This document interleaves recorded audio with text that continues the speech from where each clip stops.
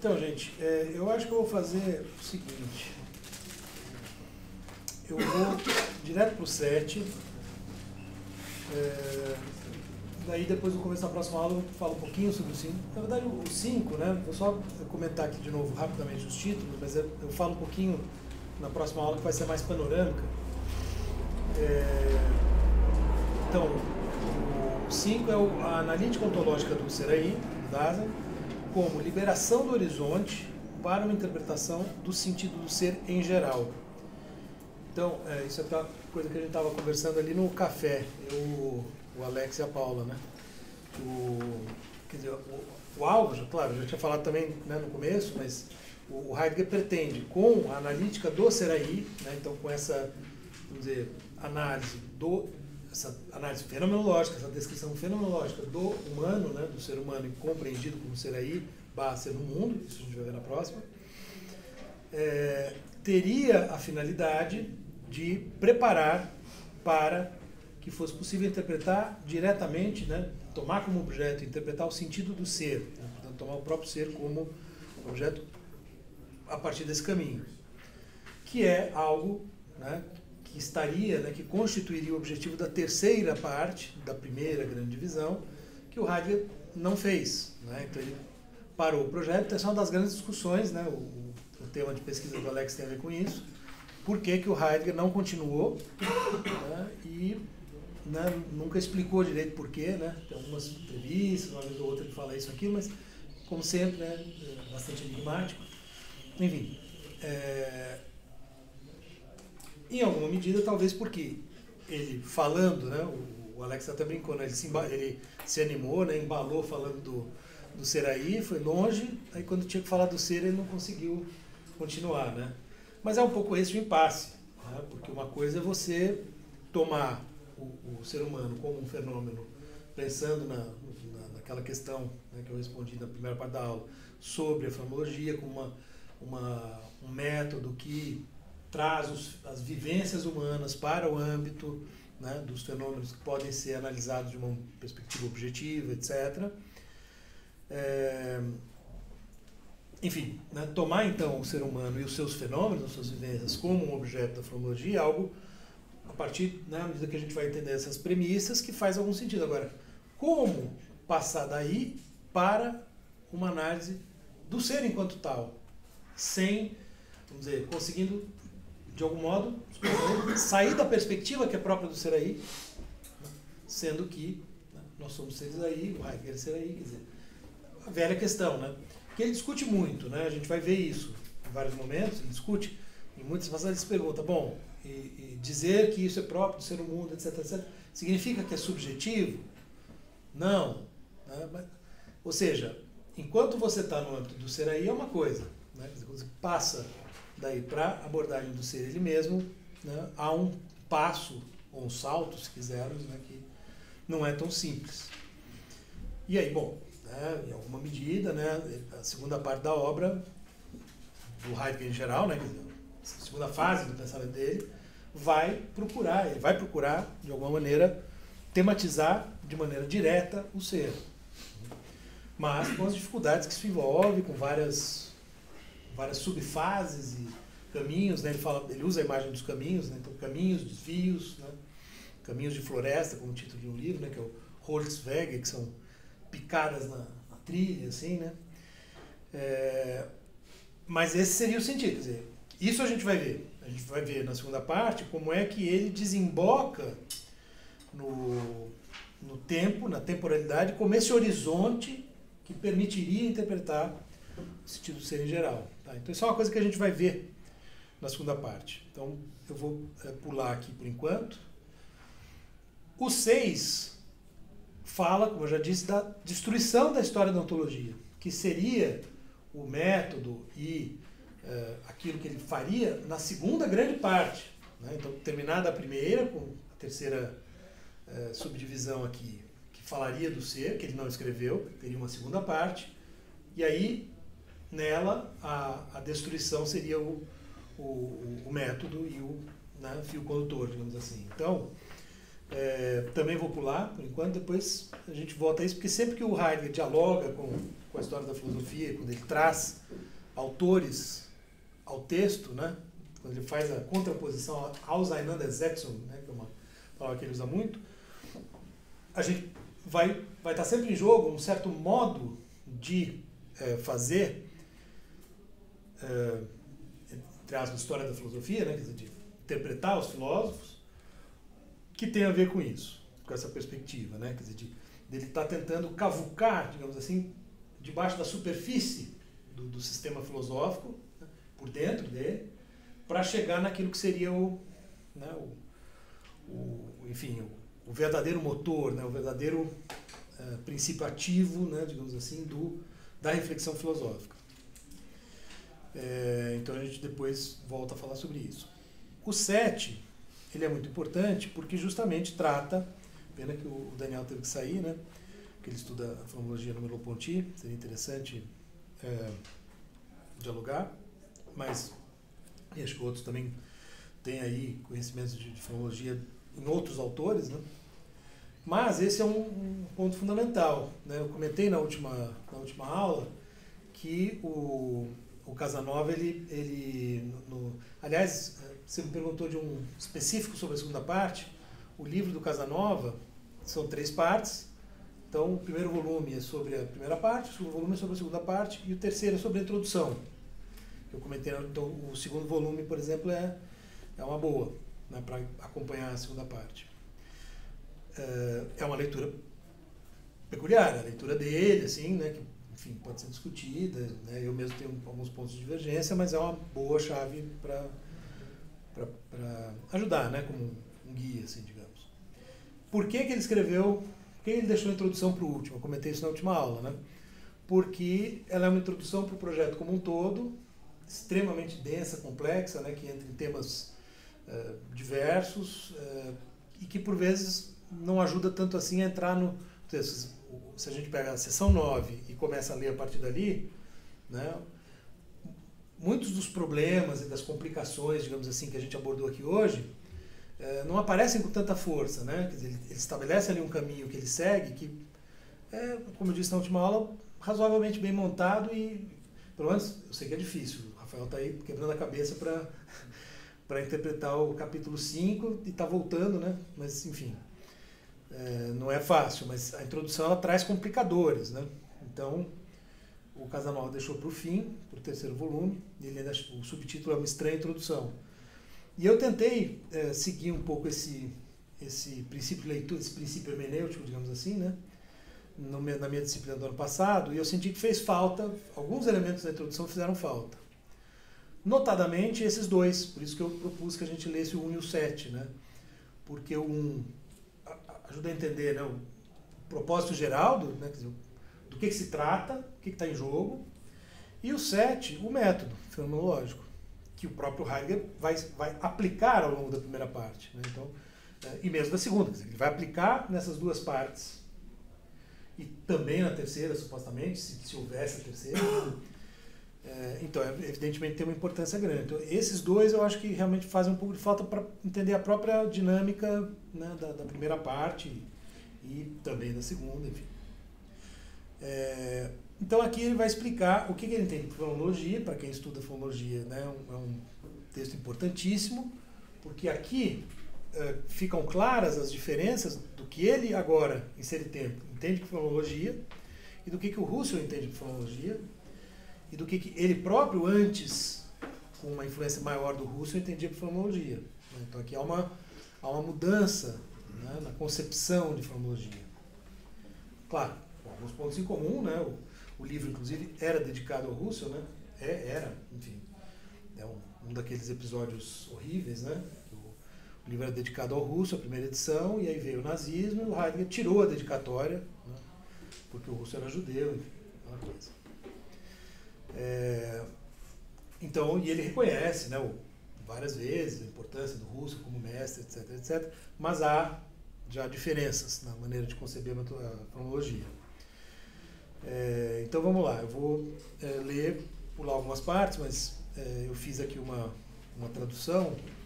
E como eu disse no começo, né, eu vou tentar chegar até o final do A, para a gente ficar com a ideia de fenômeno, né? bem estabelecida, e depois eu retomo na próxima aula, falo um pouco sobre o logos e aí como é que os dois se compõem, né? Eu acho que essa reflexão sobre fenômenos que é realmente fundamental, né? A pergunta que o Cadu fez naquela hora, né? Tem muito a ver com isso. Eu estava lembrando só que você estava ali, isso às vezes confunde a gente, né? Quando o aluno muda de posição. Bom, então, diz o Heidegger, abrindo a seção 7, com a caracterização provisória do objeto temático da investigação, o ser dos entes, ou mesmo o sentido do ser em geral, tá? Então, isso ele nos mostrou, a gente viu o comecinho, e ele falou sobre isso, então, né, na introdução até aqui. Esse é o objeto. Também o seu método parece já estar previamente indicado.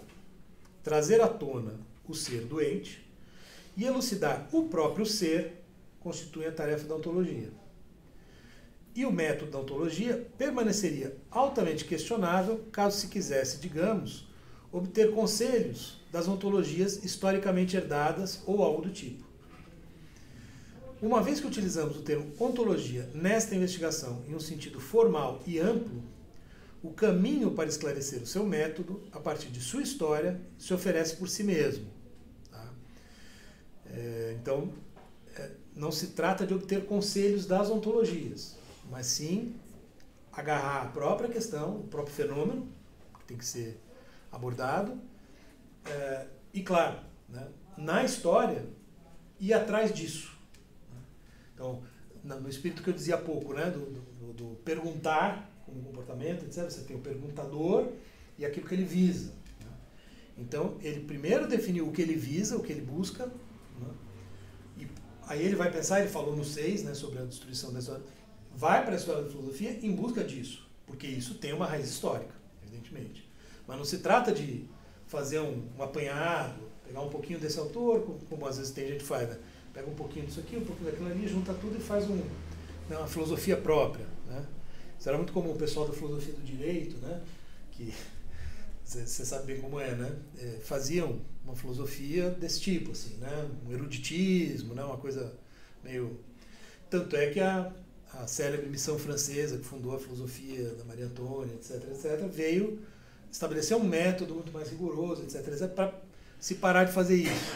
Né? Tinha uma questão também de esquerda e direita e tal, porque o outro se do Miguel Reale e tudo, mas enfim, né? Acho que um pouco a relação com a história da filosofia não pode ser assim, né? Eu vou ler, pegar o que eu gosto daqui, um pouquinho dali, e fazer, né? Não, ele tem um caminho. E esse caminho vai se mostrar por ele mesmo, que é um ponto fundamental aqui da caracterização da fenomenologia. Ele prossegue dizendo, ao usar o termo ontologia, também não estamos falando de uma disciplina, de uma certa disciplina filosófica que estivesse interligada às demais. Um quadro ontologia, ética, estética, como a gente, né, muitas vezes tem esse mapa de disciplinas, então não é bem isso. O termo ontologia, não deve de modo algum referir-se à tarefa de uma disciplina previamente dada. É antes o inverso. A partir da necessidade concreta de fazer determinadas perguntas e do procedimento exigido pelas coisas mesmas, Sache selbst, né, que é um termo típico da fonologia que o Russell colocou na forma de um mote, né, de volta às coisas mesmas, não as coisas em si, que é Ding an sich, né, que é uma tomada de posição que eu mencionava há pouco na resposta ao Cadu em relação ao Kant, né, então Sachen selbst, zu den Sachen selbst, não as Dinge an sich. Né? Pode-se, então, talvez, elaborar uma disciplina. Tá? Então, é preciso deixar que o tema se mostre, né? E aprender o tema dessa maneira, para então fazer a disciplina, e não o contrário. A disciplina está dada. Tem um pouco a ver com aquilo que eu falava, né? A gente não pode partir de axiomas, de postulados, etc., ou de algo já posto na história como balizas que eu posso aceitar como argumentos de autoridade, por exemplo. Né? É o próprio tema que tem que ser o fio condutor. Com a questão condutora, acerca do sentido do ser, nossa investigação se coloca diante da questão fundamental da filosofia em geral. Né? Que é um ponto fundamental. O Heidegger tem uma distinção que ele faz, a certa altura, entre questão fundamental da filosofia e questão diretriz, né? da filosofia ou da história da filosofia. A questão fundamental é o que é o ser enquanto tal, que é essa que ele está tentando reabrir, né? A diretriz que marca a história da ontologia e da filosofia é o que é o ser do ente enquanto tal, né? O que é o ente enquanto tal, e aí pensando o ser sempre a partir do ente. Tem a ver um pouco com essa questão aqui, né? A tentativa de pensar o ser a partir desse registro. O modo de tratar essa questão é o fenomenológico. Este tratado, Ser e Tempo, né, não se prescreve com isso nenhum ponto de vista, entre aspas, nenhum direcionamento, pois a fenomenologia, até onde compreende a si mesma, não é nem uma coisa nem outra. Aqui ele fala em ponto de vista, né? Ele criticava muito nos textos já de juventude a ideia de visões de mundo, né? Então nos trata de, na filosofia a gente tem diferentes pontos de vista, como uma coisa meio, né, frouxa, assim, né? Como se não tivesse, então, nenhuma, zero objetividade. Isso seria o relativismo. E também não é um direcionamento, né, a partir, por exemplo, de uma posição anterior, né, como eu dizia. Então não é isso. A expressão fenomenologia designa primariamente um conceito metodológico. Ela não caracteriza o que concreto dos objetos da pesquisa filosófica, mas sim o seu como. Tá? Aí o que seria o was, né? Was ist das? O que é isto? Né? Então, quando a gente quer perguntar o que é tal coisa, a gente, né, vai para esse tipo de definição, tentando de alguma maneira delimitar aquele objeto do mundo ôntico, mesmo que seja um fenômeno mais complexo, que pode ser objeto da pesquisa filosófica, mas nesse caso trata-se do como, o vi, né? Ou seja, como acontece. Então, no caso do ser aí, como acontece o ser humano, como nós acontecemos, né? Como nós vivenciamos, como nós estamos e somos nesse processo, que é um processo dinâmico de transformação, etc, etc, né? E não uma coisa fixa, estável, que se pudesse definir. Qualquer um de nós. Né? Aquilo que eu dizia, fulano é tal coisa. Ora, a gente está farto de ver como isso muitas vezes fracassa. Né? Tirando aquelas exceções, né, que parecem, né, nem ter racionalidade, talvez não devessem ser considerados seres humanos e tal, mesmo que cheguem à presidência da República. Mas, enfim, fala. Professor, essa distinção entre o que e o como, isso já está no Lúcio ou é só a interpretação própria do Heidegger? Não, acho que isso já vem do, salvo engano, isso já vem do Husserl, né? Acho que sim. Mas talvez o Heidegger esteja puxando mais. Isso é uma pergunta que eu posso depois dar uma olhada e te responder melhor, mas me parece que isso já faz parte da própria fenomenologia, tal como o Husserl entendi, como os autores ali, o Scheler, a Edith Stein mesmo, né? Enfim, os que são ali do círculo, né, estão trabalhando. Então, já tem essa ideia do como, né? Edith Stein, por exemplo, né, que eu cheguei a trabalhar um pouco mais, essa ideia está presente. Né? Não se trata de... Porque se você vai pelo quê, você cai no procedimento, vamos dizer, da ciência tradicional, daquele conceito mais estrito de experiência, né, como eu dizia há pouco, sendo que a fenomenologia ela quer entender o como. Né? Então, como que a coisa acontece. Mas depois a gente pode verificar melhor. Fernando, eu acho que sim, porque o Husserl, uma coisa importante também é que ele questiona não o como que não o fato de que os objetos estão dados, mas o modo de constituição dos fenômenos. Né?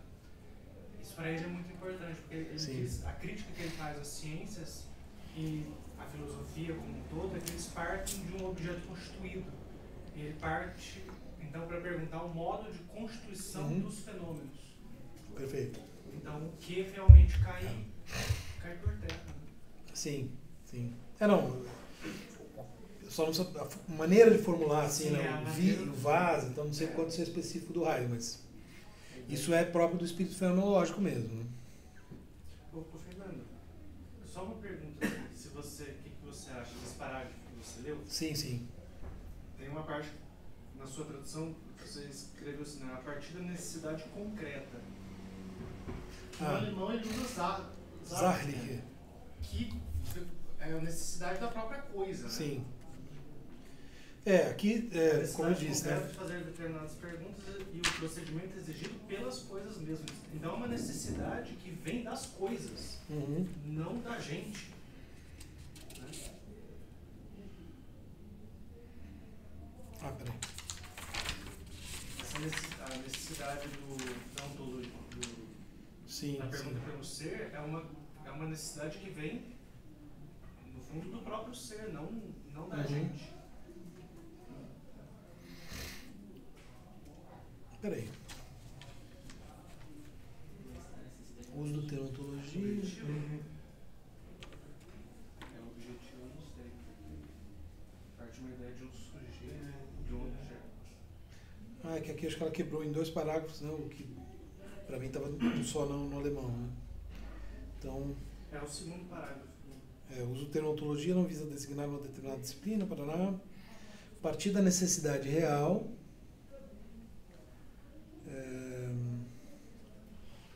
real. Na ideia de Kayasu.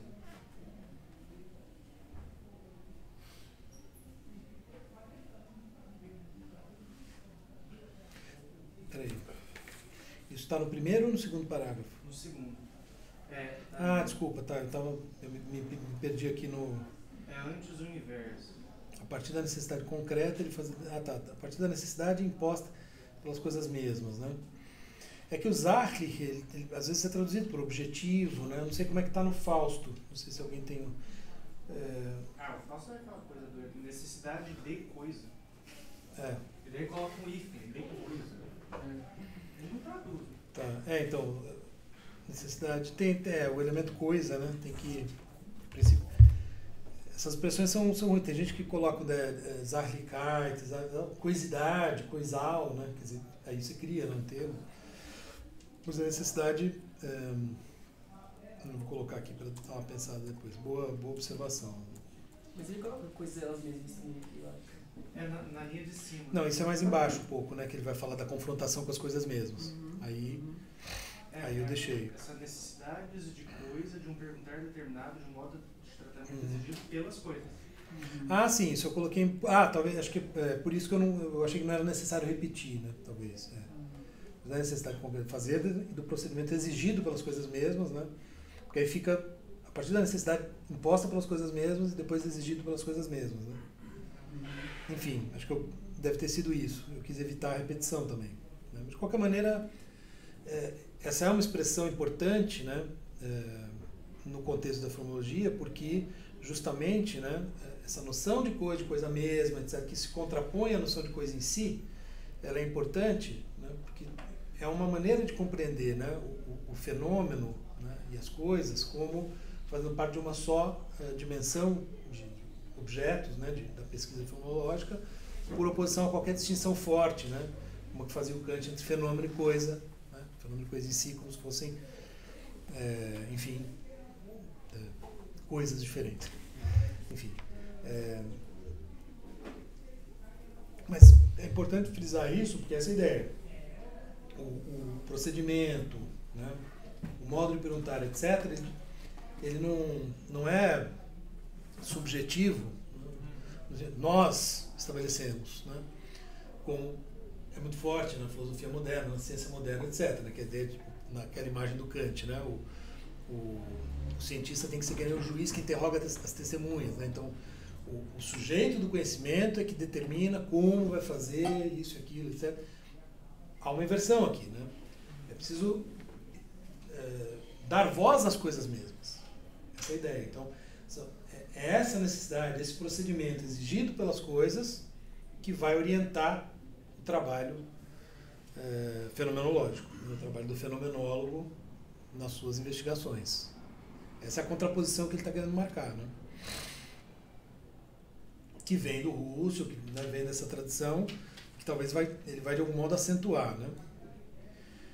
Bom, enfim, então acho que foi boa sua colocação, o conceito metodológico. E aí eu falei com o que é concreto de novo, Sachlich, né? O Fausto traduz conteúdo de coisa, com o hífen também, né? Porque o Hart aí sugere algo de Gerhard, conteúdo, né? Enfim, então ele pensou um pouco aí a formação da palavra Mas talvez, aqui eu até deixei não sei se aí na de vocês está, porque eu fiz uma outra mudança. Mas eu coloquei o alemão entre parênteses, na verdade, o certo, eu quero uniformizar, né, nas traduções, assim, é uma tendência com colchetes, né?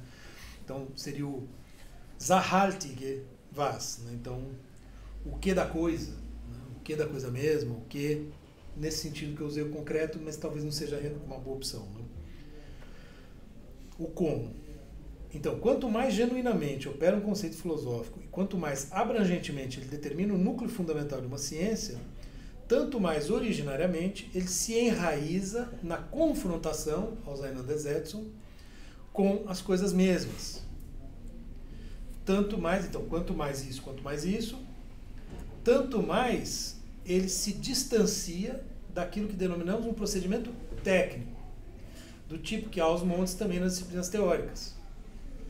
Então aqui o aos montes foi um pouco coloquial, mas é um pouco essa ideia, né? Ele está criticando, na verdade se contrapondo a um tipo de procedimento, veja que a palavra é técnico, né? Interessante, que é próprio da ciência. Então eu dei o exemplo aqui da, né, a imagem que o Kant gosta, né, que ele usa do juiz interrogando as testemunhas, servir para ilustrar bem o que é um procedimento técnico. É o homem estabelecendo, né, o ser humano estabelecendo, né, um modo de não só interpretar, mas modificar a natureza a partir da sua intervenção, que é próprio da ciência moderna e da técnica. Então, na fonologia não é disso que se trata, mas sim de uma confrontação. E veja, Auseinandersetzung é uma palavra muito interessante, porque ela geralmente é usada numa confrontação com algum filósofo, até que eu mencionei há pouco, né? Então, nos cursos sobre o Nietzsche, né, o Heidegger fala, ele vai fazer uma Auseinandersetzung, que é como se fosse, né, Auseinandersetzung, a posição, é como se um se coloca na posição do outro, né, uma troca de pontos de vista, né, então é um diálogo vivo, né, diálogo vivo, geralmente você pensa num confronto entre dois autores, aqui ele estava uma confrontação com as coisas mesmo, justamente porque as coisas vão falar, entre aspas, né? As coisas têm que falar, não é só o sujeito falando, digamos assim, né, o sujeito colocando regras. Ele precisa estar atento às coisas, de tal modo que elas imponham uma certa maneira de proceder. Daí a importância, por exemplo, dos gregos, em particular dos pré-socráticos, que vai se tornar cada vez maior para ele, né? Porque ali é como se houvesse uma capacidade, né, de escutar os próprios fenômenos, que se perdeu nessa história da filosofia ocidental. Então ele quer se distanciar desse procedimento. Então, e aí aqui ele vai falar explicitamente da máxima que eu mencionei há pouco. O termo fonologia exprime uma máxima, portanto, que pode ser assim formulada: as coisas mesmas. Né? No caso, as coisas mesmas. Rumo às coisas mesmas, se quisermos. Por oposição a todas as construções arbitrárias, a todos os achados fortuitos, a assunção de conceitos apenas aparentemente comprovados e as pseudo-questões que por gerações se difundiram como problemas. Então, tudo isso seriam procedimentos tradicionais, né, aos quais ele está se contrapondo. Inclusive, aqui é interessante porque ele usa esse argumento das pseudo-questões, que é um argumento muito usado pelos positivistas lógicos, né? Ele está combatendo, enfim. Alguém poderia objetar que essa máxima é extremamente óbvia e, além disso, que apenas exprime o princípio de todo conhecimento científico. Então, de novo, né, aquele argumento da obviedade.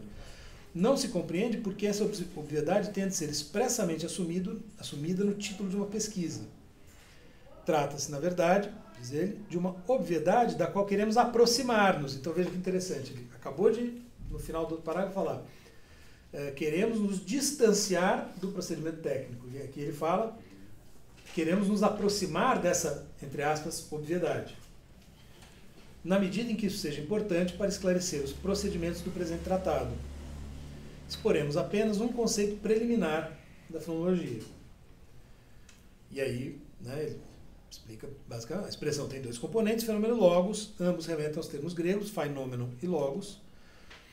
Tomado externamente, o termo fenomenologia é formado do mesmo modo como teologia, biologia e sociologia. Ciência de Deus, ciência da vida, ciência da sociedade. Nesse sentido, fenomenologia seria a ciência dos fenômenos. O conceito preliminar da fenomenologia deve ser explicitado através da caracterização daquilo que se designa com cada um dos seus componentes, fenômeno e logos, e pelo estabelecimento do sentido do termo composto a partir deles. A história da expressão mesma, que se supõe ter surgido na escola de Wolff, não tem aqui qualquer importância. Na verdade, seria até interessante entender melhor, né?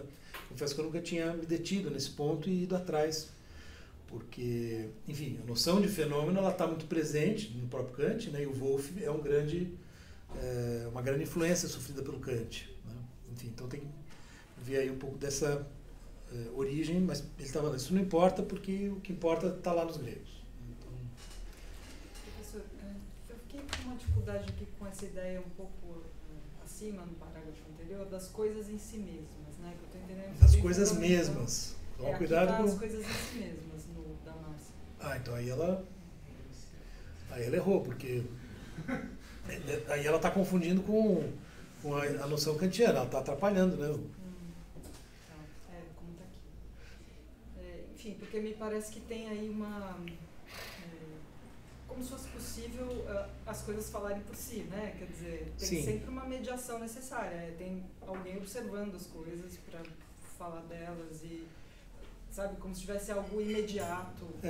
Elas só falam para nós, elas não falam, volta àquela discussão dos animais, né? A princípio elas só falam para nós, só nós que escutamos as coisas. Claro que não escutar metafórico, né?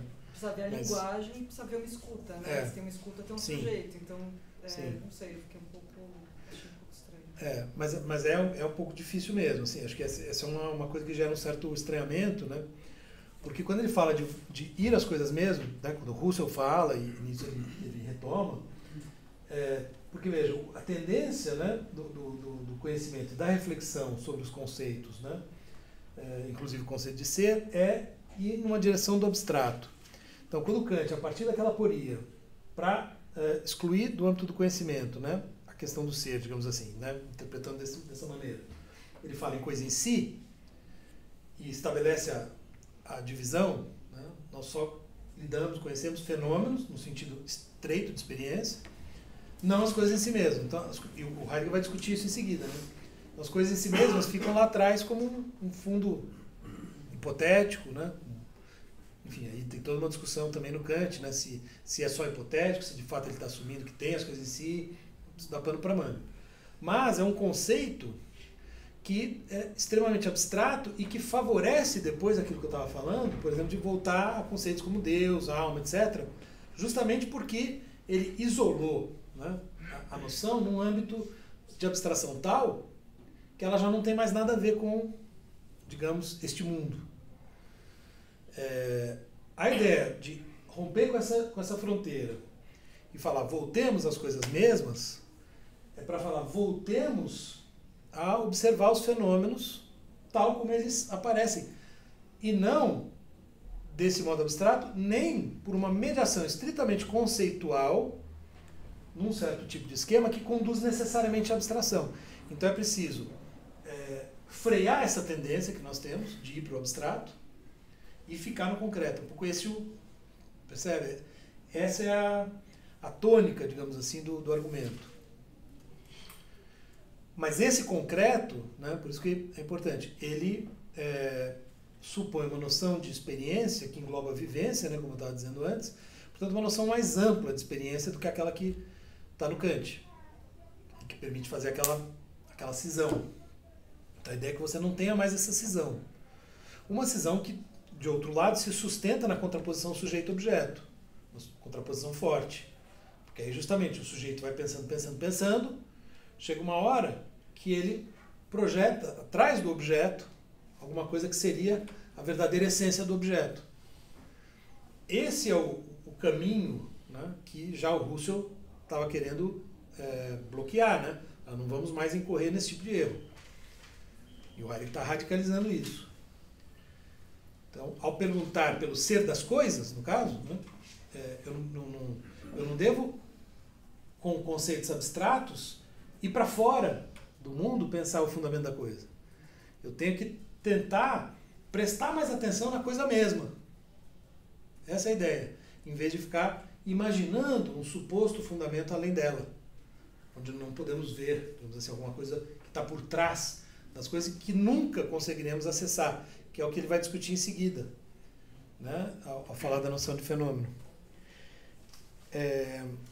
Então, não sei, acho que vai ficar mais claro até na sequência aqui. É essa discussão que está em jogo, né? Me parece que esse é o grande ponto. O que o Husserl já está fazendo, a diferença que ele marca, porque ele é muito influenciado pelo Kant, mas ele marca essa diferença. De não operar mais com aquela decisão e de trazer a reflexão, né? A filosofia, o método, etc., para as coisas mesmas. Mas traduzir por coisas em si mesmas, eu não sei se ela depois mudou na versão revisada, porque é um erro meio sério, né? Porque você induz o leitor a pensar que é o mesmo conceito que está lá no Kant, que é Ding an sich, é outra expressão, né? Que é Sache selbst. Bom, isso inclusive é uma decisão muito importante. Eu já fiz até pergunta em banca assim, né, sobre isso, porque o cara estava meio misturando as duas noções, então, né, tipo, não deveria acontecer, mas é sutil também, né? Conceito de fenômeno. A expressão grega fenômeno, a qual o termo fenômeno remete. Bom, aí ele vai entrar aqui, acho que, enfim, né, eu estou supondo que vocês leram, acho que aqui tem um pouco dessa tecnicalidade, né? O feinestai, feinon, blá, blá, mesma família, do fá, do fós, e fica no grego, né? O que é importante aqui? Eu vou descer um pouquinho, né? Bom, aparece o ente, e aqui ele vai jogar, né? Ele começa aqui, mas isso vai ficar mais forte na sequência do texto, com scheinen, que tem o sentido de parecer alguma coisa, né? Es scheint aus, parece com alguma coisa assim, né?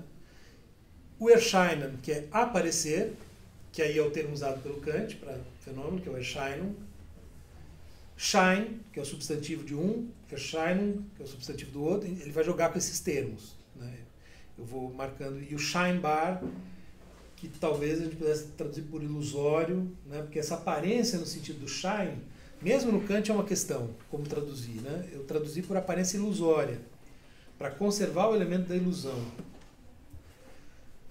E para diferenciar de Erscheinung, que poderia eventualmente ser traduzida por aparência, embora me pareça preferível algo como aparição ou aparecimento. São possíveis, né? Aparição parece fantasma, né? Enfim. O que é importante? Ele está querendo mostrar assim, também no grego, a expressão fenômeno, tem o sentido daquilo que parece com, do ilusório, da aparência. Então, ele está caminhando no sentido de mostrar assim, ele vai para os gregos e fala, já entre eles, o fenômeno tem uma certa ambiguidade, um certo duplo sentido. Então, é aquilo que aparece, mas isso que aparece pode, vamos dizer, aparecer disfarçado, ou de maneira enviesada, né? De tal maneira que não mostra claramente, não se mostra tão claramente assim, né? Então, o olhar de quem está prestando atenção às coisas mesmas tem que estar atento a isso.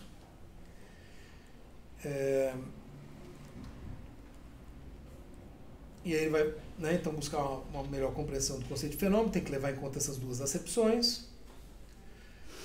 E aí ele diz o seguinte, lá pela metade desse parágrafo grande aí, né, ou mais da metade até, o primeiro do A, apenas na medida em que, de modo geral, algo pretende mostrar-se quanto ao seu sentido, então veja que interessante essa formulação, né?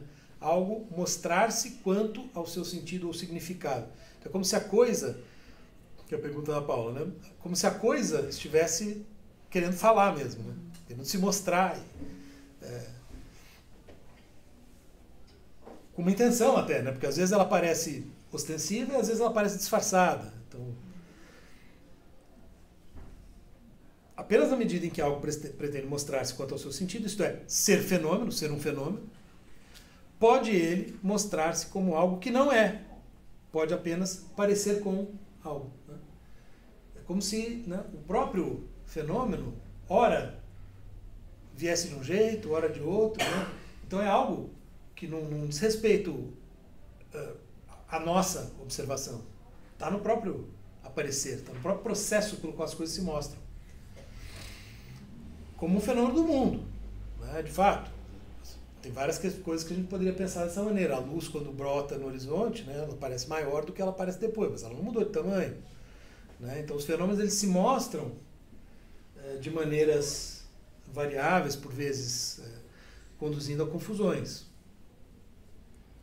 Então, ele diz que ele vai usar, no significado de fenômeno, então, como aparência ilusória, esse possível emprego da expressão, essa possível acepção, já está contido o significado originário, a saber, né, fenômeno igual a aquilo que se mostra, como um segundo fundamento. Terminologicamente, atribuímos o termo fenômeno, aí o Heidegger falando, ao significado positivo e original de fenômeno, e distinguimos fenômeno de aparência ilusória, Schein. Esta última como uma modificação privativa de fenômeno. Então, nós temos, por exemplo, eu dei o exemplo da Lua, né? Nós temos o fenômeno Lua, e aí nós temos a Lua grande, né, que aparece de vez em quando. É só uma aparência, é uma ilusão óptica, inclusive, né? O próprio Kant dá isso como exemplo. Então, quando a gente diz isso é uma ilusão, né? A Lua é assim, qualquer coisa nesse sentido, nós estamos modificando, estabelecendo uma privação no conceito de fenômeno. Né? O fenômeno ele está se mostrando, mas num aspecto, num determinado momento, ele aparece iludindo. Né? Então eu pego o conceito, estabeleço aqui dentro dele uma derivação, né? Uma modificação, que é de tipo privativo. Eu privo, né, uma parte, digamos assim, do conceito do significado principal, dando um significado secundário a ele. O que ambos, né, isso é importante, o que ambos expressam, porém, não tem, aqui entra o diálogo com Kant, não tem absolutamente nada a ver, a princípio, com o que se costuma denominar aparecimento. Erscheinung, que na tradução que se faz do Kant, que eu fiz também, traduz-se quase sempre por fenômeno, porque, enfim, lá o Kant tem toda uma semelhança com... Ele também menciona a palavra grega, etc. Isso é uma outra questão, não vou me deter muito nisso. Né? Tem quem proponha, os ingleses, por exemplo, traduzem por appearance, alguns, né? O Guido de Almeida traduziu na Fundamentação por aparência, que eu acho complicado, porque é diferente de aparecimento, a aparência dá essa ideia de ilusão. Tem toda uma discussão aí. Mas a gente conhece, né, já virou uma tradição consolidada, né, a famosa distinção kantiana entre fenômeno e coisa em si. Né? Qualquer um, acho que, né, já entrou na filosofia, já ouviu falar dessa história.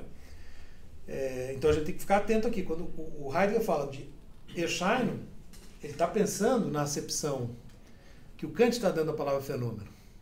Porque o Kant usa, né, as duas. Ou mesmo mero aparecimento, bloße Erscheinung, né, que por vezes é usado não só pelo Kant, mas por outros autores. Né? Acho que o Schopenhauer, por exemplo, ele vai enfatizar o caráter de fato aparente, no sentido ilusório mesmo, dos fenômenos. Então, radicaliza ainda mais essa ideia, como se houvesse uma essência mesma, né, que é a vontade, né, que não tem, da qual os fenômenos são como que aparências efêmeras, fugidias, etc., né, que não tem nelas mesmas uma essência, uma concretude. Portanto, algo que está, vamos dizer assim, no extremo oposto do que o Heidegger está propondo aqui. E aí ele dá um exemplo. Quando a gente usa, né, o que significa aparecimento, o que significa Erscheinung, né, em alemão, Erscheinen, aparecer, né, nesse sentido. Aquilo que nós vemos, por exemplo, em aparecimento de doenças, ou aparecimento, né, Krankheitserscheinungen, que a gente poderia eventualmente traduzir por sintomas de doenças. O sintoma é justamente aquilo que aparece, a gente não vê a causa. Faz-se referência, diz ele, a ocorrências que se mostram no corpo e que, no mostrar-se como isso que se mostra, dão indícios de algo que, por seu turno, não se mostra. A causa não se mostra. O sintoma, a febre, por exemplo. O surgimento das ocorrências, o seu mostrar-se, vem junto com o acontecer de perturbações que elas mesmas não se mostram. Aparecimento como aparecimento de algo não significa, portanto, mostrar-se a si mesmo, mas sim o anunciar-se de algo que não se mostra, através de algo que se mostra. Aqui começa a ter um jogo de palavras meio tortuoso, né? Meio labiríntico. Aparecer, nesse sentido, erscheinen, né? É um não se mostrar. É algo que aparece, né?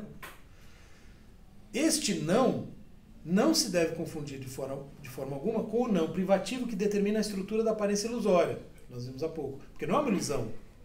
De fato, a febre está indicando uma doença. Então, não há ilusão aí. O tamanho da lua é uma ilusão. Percebe? São dois casos diferentes. O que não se mostra no modo daquilo que aparece, o erscheinen, nunca pode também parecer ilusoriamente. E aí, olha que interessante que ele diz. Todas as indicações, representações, sintomas e símbolos, aqui ele juntou sintomas aí com elementos da linguagem, né? Tem a referida estrutura formal básica do aparecer, ainda que sejam diferentes entre si. Porque também um símbolo, né, não é a própria coisa. É um indicativo de algo. Né? Então você coloca ali na estrada, né, tem aquela seta para a direita antes de chegar à curva. Então você ainda não chegou. Né? A curva ainda não se mostrou nela mesma. Você tem algo que anuncia a chegada da curva. A curva vai chegar. Só que você está ali, você ainda não chegou. Ou melhor, você vai chegar na curva. Né? A placa está ali para te indicar, olha, tem uma curva ali na frente. Então, o símbolo, ele anuncia algo que não se mostra no símbolo. A curva não está no símbolo. A curva está lá. O símbolo remete. Uma relação semelhante a que o sintoma tem com a doença, por exemplo. Né? Você vê o sintoma, você sabe que tem alguma coisa ali. Mas a coisa mesma não está se mostrando nesse caso, né? Ou está se mostrando através disso que aparece, né? Que anuncia a coisa. Não é ilusório, é real. A não ser que alguém de sacanagem tenha colocado a placa de curva e não tinha curva. Embora... deixa eu ver, tentar correr um pouco.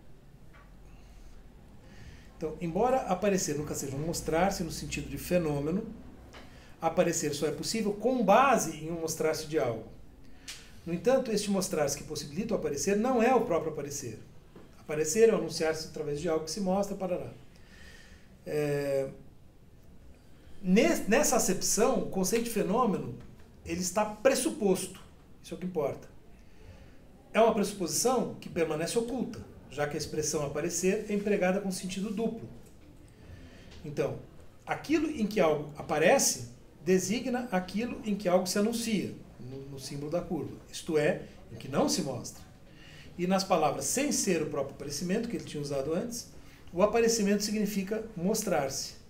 Mas este mostrar-se pertence essencialmente ao onde em que algo se anuncia. Fenômenos, né, no sentido correto, digamos assim, no sentido que ele está propondo adotar, nunca são aparecimentos. Mas todo aparecimento refere-se a fenômenos. Onde que ele está, né? Aparecimento é a noção do Kant de fenômeno. Onde é que ele está querendo chegar? Ele está querendo dizer, olha, o Kant pode usar nessa acepção porque está pressuposta, antes dele usar nessa acepção, a acepção correta de fenômeno, que é essa que vem dos gregos, né, que é a coisa se mostrando. É como se o Kant faz um uso que, ok, né, uma vez que a gente tenha entendido, podemos entrar em acordo e saber do que se trata. Mas ele só pode usar essa imagem, digamos assim, para pensar um fenômeno e uma coisa em si, que está sabe-se lá onde, mas que se anunciaria no fenômeno, porque isso existe concretamente, isso existe na realidade, como no símbolo da curva. Quer dizer, é como se o Kant estivesse empregando equivocadamente essa metáfora para pensar a relação entre o objeto e sua essência. É isso que permite a ele, se baseando apenas nessa acepção, fazer aquela duplicação, aquela cisão da realidade em fenômeno e coisa em si. Ele não poderia fazer isso. Ele pode porque existe o sentido. Mas, percebe? É como se fosse realmente uma deturpação quase do sentido autêntico de fenômeno. Mas ele só pode fazer isso porque existe a relação entre sintoma e doença, entre seta e curva e assim por diante. Quer dizer, ou seja, isso é um típico caso de uma projeção de algo que acontece na realidade, no mundo ôntico, nas coisas mesmas, para além do mundo ôntico. É uma tentativa de falar do ser a partir de categorias ônticas. Então, né, isso desde tempos imemoriais, né, quando, sei lá, sociedades antigas explicavam uma grande tempestade, né, uma inundação como causada pela ira dos deuses. O que você faz? Tá? A partir de mecanismos que a gente conhece aqui, sei lá, um ser humano furioso destruindo a casa, né, você projeta isso para além do mundo ôntico. Imagina um cara furioso, que nem aquele ser humano que você viu aqui, jogando uma tempestade para destruir a sociedade que não foi boazinha, por isso e aquilo. De certo modo, é como se o Kant estivesse fazendo isso na própria distinção, falando uma coisa em si. Né? Esse é o ponto. Tá? Então, e aí, se você quer definir o fenômeno, vai ficar tudo, ele diz aqui, de cabeça para baixo. E uma crítica, ele diz, entre aspas, da fenomenologia que tem isso por base, é claramente uma estranha empreitada. Aqui eu imagino que ele está pensando nos interlocutores neocantianos, né, que estão fazendo a crítica do que ele faz e partindo de pressupostos na compreensão de fenômeno como esses. Fernando Rivera fala que é diretamente o Rickert. Tá. Que foi o orientador dele, é um professor, teve uma importância ali na formação dele, não sei se como orientador, mas ele escreveu um artigo contra a fenomenologia. E daí o Heidegger está respondendo esse artigo do Rickert. Perfeito. Porque o Heidegger tinha um diálogo muito intenso com o neocantismo. O neocantismo era muito forte na cena acadêmica alemã na virada do 19 para o 20. Né? Então, a maioria dos professores de universidades, quer dizer, não sei se é a maioria, mas uma grande parte, assim, era muito forte a presença do neocantismo na universidade. O Nietzsche, por exemplo, era um autor que na época pouca gente estudava. Não se estudava Nietzsche na academia. Começa a ser estudado ali para frente. O próprio Heidegger vai dar os cursos nos anos 30, só para dar um exemplo. Né? O que dominava a cena era esse movimento do neocantismo, preocupado em fundamentar a ciência, e, de outro lado, a fenomenologia disputando, né, a noção de conhecimento, ciência, fundamento, etc. Né? O neopositivismo, com a concepção mais estrita. Então, a atmosfera era um pouco essa. Né? Então, o Heidegger está colocando aqui uma posição, inclusive na medida em que ele vai se distanciando do Husserl, que é bastante, digamos, né, contracorrente. Que, inclusive, ajuda a pensar, né, a relação dele com o chamado movimento do existencialismo. Que também, né, desde Kierkegaard, vai muito na contramão daquilo que é dominante na cena acadêmica. Né? Bom, aí no parágrafo seguinte ele vai citar o Kant especificamente, né? E aí fica claro, né, que era aí que ele estava querendo chegar, fazendo um pouco dessa crítica que eu antecipei. Eu vou pular um pouco. E aí ele, de novo, volta com o exemplo da febre para mostrar, né, por que o sentido que o Kant está usando está certo, mas o uso está errado. E aí, bom, aí acaba a minha tradução que eu passei para vocês, né? Mas tem aqui uma outra tradução que eu encontrei. Eu vou citar só um trechinho para a gente encerrar mesmo. Que eu quero ver se vocês conseguem adivinhar quem é o tradutor.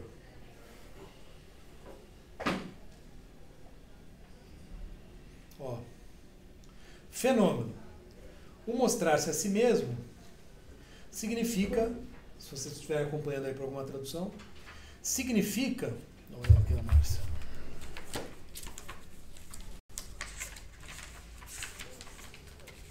Fenômeno, o mostrar-se a si mesmo, significa um modo privilegiado, um modo distinto de encontro de algo.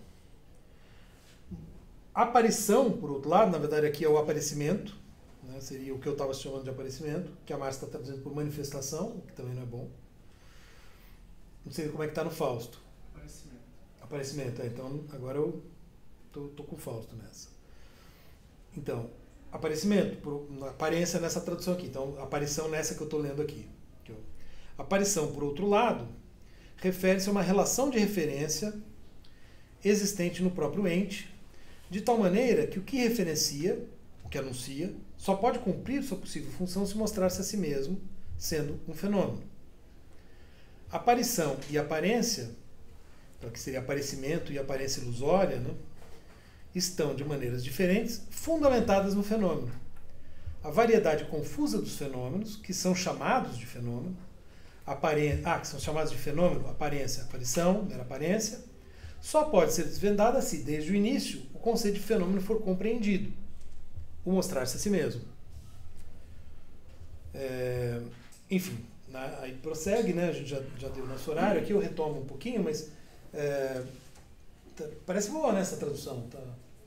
Você consegue adivinhar quem fez? ChatGPT.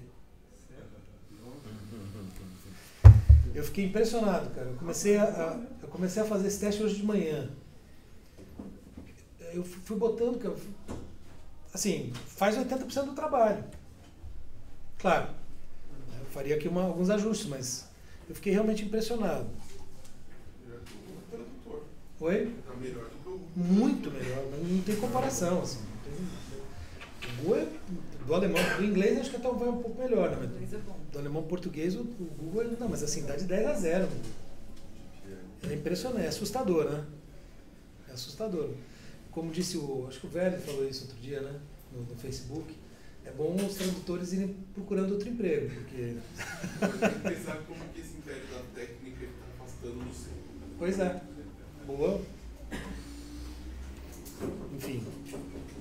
Isso foi só para realmente a piada final que eu trouxe para manifestar a minha surpresa, realmente. Porque eu não imaginava. Assim, não tem erro de português, assim, o negócio é sério. Professor, por que manifestação não é uma boa tradução? Porque o diálogo com o Kant, ninguém traduz o Erskine no Kant por manifestação. Quer dizer, assim como ela errou na questão da coisa mesma, parece que ela não conhece muito Kant, né? Porque se ela traduz coisa em si mesma e aqui manifestação, é outro vocabulário. O Heidegger está dialogando, ele está dialogando com Kant. Então você traduzir Erskine por manifestação, põe a perder esse diálogo. Eu tenho uma preocupação, não sei se compartilho com os mais colegas disso, que é sobre essas distinções do método fenomenológico entre o Husserl e o Heidegger. Eu acho que tem algumas coisas que ficam bastante óbvias, assim, tipo, o Heidegger ele não assume a questão da qualquer, né, da redução fenomenológica, nem a coisa de um campo transcendental sem sujeito, ele não toca muito nessas questões, né? As outras diferenciações eu já acho mais sutis, assim, e aí eu queria saber se você se teria alguma bibliografia para indicar, para a gente fazer bem essas distinções entre aonde que o Heidegger conserva as perspectivas husserlianas e aonde que ele se afasta. Então o Heidegger não tem, né, a coisa da intencionalidade, ele não remete a isso, parece que é algo bem próprio. Tem muita coisa escrita sobre esse assunto. Eu vou ver se eu acho uma que seja, né, que vá direto ao ponto. Mesmo nesse material aí que tá na nossa pasta, certamente no Cambridge Companion deve ter alguma coisa, deve ter alguns artigos que tratam, mas tem textos que vão direto ao ponto. Assim, muita bibliografia escrita sobre essa relação entre Husserl e Heidegger. Eu vou ver se eu acho alguma coisa que sirva bem aos nossos propósitos. É uma demanda bastante boa, justa, né? Quer dizer, realmente é necessário. Assim, acho que isso pode ser útil para nós.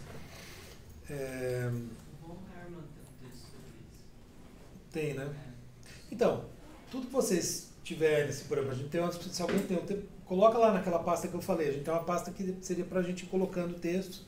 O próprio Casanova, né? Seja no Compreender Heidegger, seja porque ele conhece bem o Husserl, né? Então, seja no Compreender Heidegger, seja no Mundo de Historicidade, né? Ele mostra os pontos em que o Heidegger se distancia do Husserl, então também pode ser interessante. Mas vou pensar em alguma coisa mais específica, assim. Mas é importante, sim, né? Aqui também não deu para ir muito além, né? Eu fiquei aqui no fenômeno, né? Mas tem ainda o Logos e a fenomenologia. No começo da próxima aula eu tento falar mais um pouco sobre isso antes de prosseguir.